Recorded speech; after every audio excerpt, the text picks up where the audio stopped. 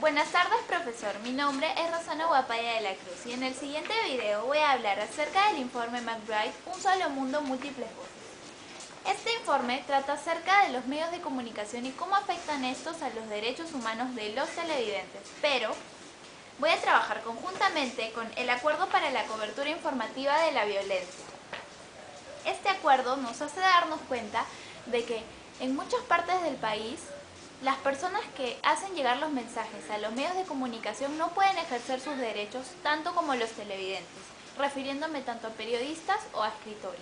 Voy a resumir los puntos más importantes a continuación para ver cómo se pueden ejercer los derechos, ya sea de un periodista o de un escritor en el país, y voy a darle algunos ejemplos importantes que han sucedido a lo largo de la historia. De acuerdo con el informe McBride, Un solo mundo, múltiples voces, que trata sobre el derecho a la comunicación, debemos enfocarnos en este punto los derechos de las personas. Si bien estamos en una época donde la libertad de expresión es algo muy marcado, aún se atenta contra la difusión de mensajes que violen los derechos. En algunos lugares, esta libertad de expresión ha sido convertida en libertinaje. Y gracias al paso de los años, sus conceptos han sido transformados. Lo que era malo en los años 80 ahora es aceptado por todos. Si bien esto ha ayudado a la evolución de las comunicaciones, en algunos casos ha perjudicado la moral de las personas. Ahora bien, antes de hablar cómo ha sido el cambio de los medios de comunicación en los derechos humanos, primero debemos aclarar qué significan los derechos humanos. Los derechos humanos son todos los derechos humanos, sean estos los derechos civiles y políticos, como el derecho a la vida, la igualdad ante la ley y la libertad de expresión.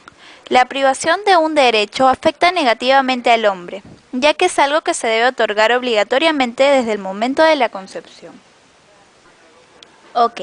Si bien el informe de McBride habla de cómo afecta la comunicación a los derechos humanos, en este caso he decidido hablar de cómo afecta la misma a los periodistas, que aunque no muy a menudo son reconocidos por el pueblo, también se debe entender que ellos merecen recibir estos derechos tanto como nosotros, que somos los receptores de lo que gracias a ellos utilizamos o podríamos utilizar en nuestra vida cotidiana.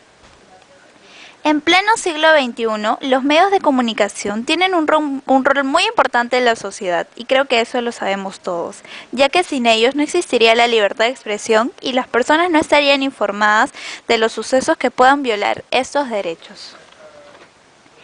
Si bien estas leyes apoyan a los ciudadanos, debemos recordar que un periodista también es un ciudadano y debe ser tratado como tal, ya que gracias a estas personas nosotros somos conocedores de lo que pasa incluso en los lugares más remotos del mundo.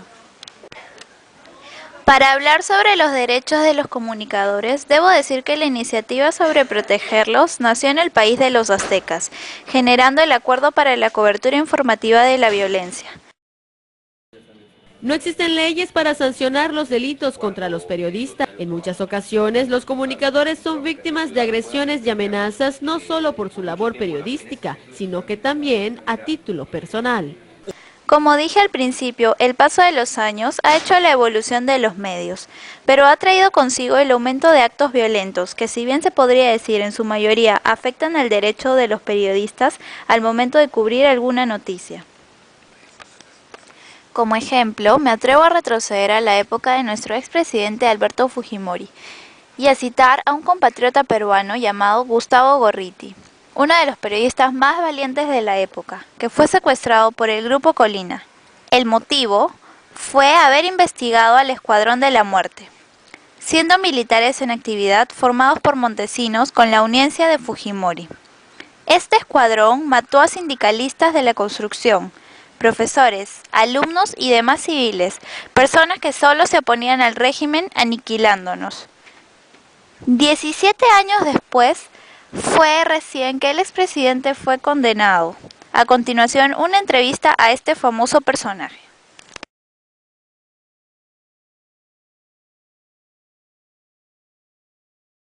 25 años por el asesinato de 29 personas y el secuestro de 2 personas.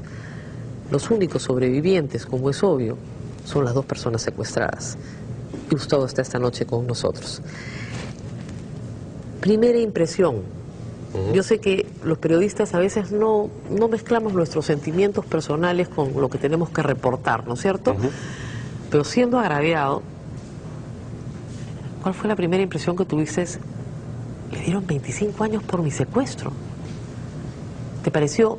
No pensé nunca le dieron 25 años por mi secuestro.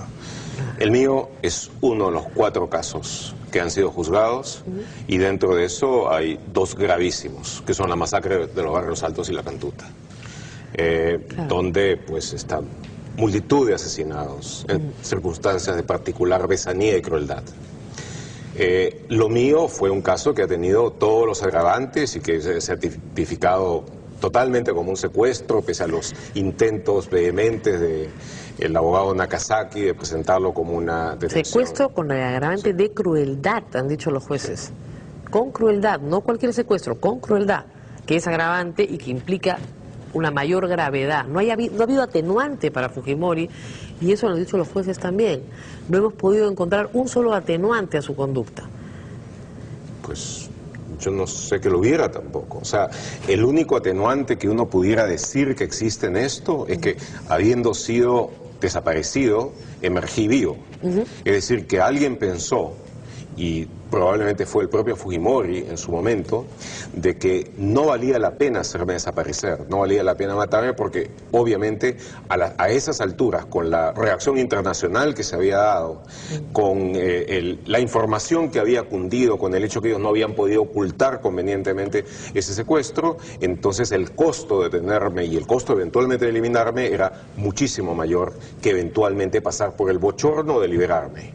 Ahora, aparte del momento ese que fue un momento, digamos, de crisis, de apoyo internacional, tú saliste y nunca hiciste más, digamos, escándalo del asunto. Gajes del oficio, así nos pasa a los periodistas, a diferencia, por supuesto, de los deudos de las personas de la Cantuta y Barrios Altos. Y no todos los periodistas, además. Bueno, no todos. Hay algunos que sí les gusta victimizarse mucho, pero no fue tu caso.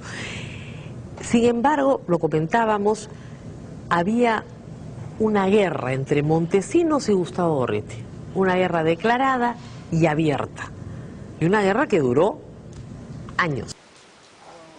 Al haber presentado el siguiente video, debo de resaltar que los derechos son iguales para todos, tanto televidentes como informantes, y estos derechos avalan que los medios de comunicación deben proteger en sus mensajes a ambas partes.